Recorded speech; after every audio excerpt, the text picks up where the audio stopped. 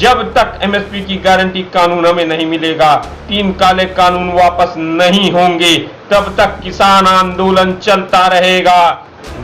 गंगा और यमुना के तट लोगों की लाशें वहां पे दफन हैं, हजारों की संख्या में वहां पर लाशें दफन हैं, उनको अंतिम क्रिया भी नहीं मुयस्सर हो पा रही है। ये जो लाखों जान गई उसकी कोई जिम्मेदार नहीं, उसके जिम्मेदार आप हो, मात्र आप हो। आपके इस गैर जिम्मेदार रवैये से और अहंकारी रवैये से लाखों लोगों की जान चली गई, लाखों लोगों की जान पर अभी आई पड़ी है। देखते हैं कितनी जुल्म है, कितनी ताकत है आपके अंदर जुल्म करने की, हमारे अंदर भी ताकत है उसको सहने की।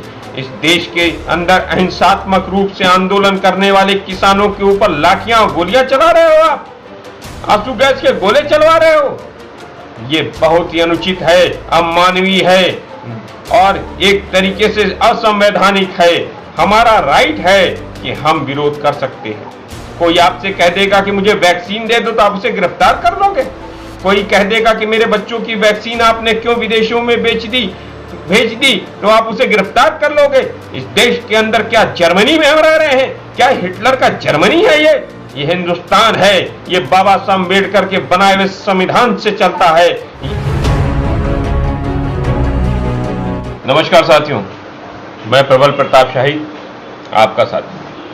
आज हरियाणा के हिसार में किसानों के ऊपर हरियाणा की सरकार खट्टर जिसके मुख्यमंत्री हैं, उन्होंने निहत्थे किसानों के ऊपर लाठीचार्ज करवाया, आंसू गैस के गोले छुड़वाए और उनके ऊपर पत्थरबाजी पुलिस ने की।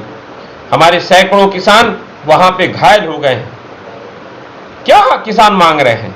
किसान पिछले 6 महीने से इस देश के इस सरकार से जो निर्मम हो चुकी है, जो असंवेदनशील है, जिसके अंदर मानवता नहीं है, उसके द्वारा अमानवीय, असंवेदनशील, गांव विरोधी, खेत विरोधी, किसान विरोधी जो कानून, काले कानून, 3 काले कानूनों की वापसी को लेकर आंदोलन चल रहा है। एमएसपी की गारंटी कानून के लिए आंदोलन चल रहा है। उस आंदोलन के अनुरूप हमने घोषणा की, हरियाणा के किसानों ने घोषणा की हुई है कि जब भी कोई भी उसका मंत्री या मुख्यमंत्री आएंगे तो हम उनका विरोध करें। लेकिन शांति व्यवस्था बनाने के नाम पर किसानों के ऊपर इस तरह के जो व्यवहार ये किए जा रहे हैं, निर्ममता की जा रही है, ये अंग्रेजों के शासन की याद दिलाती है। ये सरकार जो भारतीय जनता पार्टी के नेतृत्व बनी हुई है देश में, केंद्र में और राज्यों में, वो निर्ममता पे उतर आई है। अरे जो लाठी डंडे गोली बरसा रहे हो किसानों के ऊपर, अगर यही लाठी गोली डंडे उनके ऊपर बरसाते जो दवाओं की कालाबाजारी कर रहे हैं, जो ऑक्सीजन कंसंट्रेटर की कालाबाजारी कर रहे हैं, जो ऑक्सीजन सिलेंडर की कालाबाजारी कर रहे हैं, जो आईसीयू बेड और ऑक्सीजन बेड के नाम पर प्राइवेट हॉस्पिटल लाखों रुपए लूट रहे हैं इस देश के मिडिल क्लास और आम आदमी से, मरीजों से जो वहां हॉस्पिटल में एडमिट हो रहे हैं। कहां है वो? वैक्सीन क्यों नहीं मिली? वैक्सीन पर सवाल ना उठे। वैक्सीन पर कोई सवाल उठाएगा तो उसको पोस्टर कोई लगा देगा तो उसे जेल भेजने का कार्य कर रहे हो, गिरफ्तार कर रहे हो, FIR दर्ज कर रहे हो आप दिल्ली के अंदर। और अगर किसान वहां पर आवाज उठाएं तो आप उनके ऊपर लाठी डंडे बरसाओगे, आप उनके ऊपर पत्थर फेंकवाओगे, आप उनके ऊपर आंसू गैस के गोले छिड़वाओगे। यह सर्वथा अनुचित है। हम तो फॉलो कर रहे थे कोरोना के गाइडलाइंस को, इसलिए हमने संख्या को सीमित रखा था बॉर्डरों पर। लेकिन अगर आपकी मंशा है कि आप किसानों से लड़ना चाहते हो तो किसान चुप बैठने वाले नहीं हैं। लेकिन हमारी पहली प्राथमिकता इस देश के अंदर स्वास्थ्य सुविधाओं को में जो हो रही खामियां हैं उसके बारे में भी जनता को सजग हम कर रहे हैं। भूखा छोड़ दिया था दिल्ली की सरकार ने, केंद्र सरकार ने पलायन करते हुए मजदूरों को आनंद विहार पर लाखों की संख्या में मजदूर पलायन जब कर रहे थे लॉकडाउन के दौरान, तो उनको रोटी देने का काम, खाना देने का काम और पानी देने का काम गाजीपुर बॉर्डर से किसानों ने किया। सिंघू बॉर्डर पर भी जो किसानों ने जो पलायन कर रहे मजदूर थे उनको भोजन कराया, पानी पिलाया। ऐसे मानवता प्रेमी किसानों के ऊपर, जो इस देश की आत्मा है, इस देश का किसान, इस देश का गांव, उसके ऊपर हमला कर रहे हो। यह हमला किसान के ऊपर नहीं, इस देश की आत्मा के ऊपर हुआ है, इस देश की संस्कृति के ऊपर हुआ है, इस देश के लोगों पर हमला हुआ है। इसको हम भूलेंगे नहीं। आप जितना जुल्म करोगे, हम उतने मजबूती से आपसे लड़ेंगे। डराते हो हमें पुलिस से? 28 जनवरी को भी कोशिश किया था आपने डराने को, 29 जनवरी को भी कोशिश किया, 30 जनवरी। हम नहीं डरने वाले हैं, हम नहीं डरेंगे, हम नहीं वापस जाएंगे। अब हम नहीं वापस जाएंगे जब तक काले कानून वापस नहीं होंगे। एमएसपी गारंटी कानून की बात को लेकर ही हम जाएंगे। जब तक एमएसपी की गारंटी कानून हमें नहीं मिलेगा, 3 काले कानून वापस नहीं होंगे, तब तक किसान आंदोलन चलता रहेगा। चाहे मोदी जी की ये सरकार दे, चाहे आने वाली अगली सरकार दे, जब तक ये हमारी मांग मानी नहीं जाएगी, हम इसी तरह आंदोलित रहेंगे। मैं सरकार से कहना चाहता हूं, इस तरह के कायराना कार्य करना बंद करें।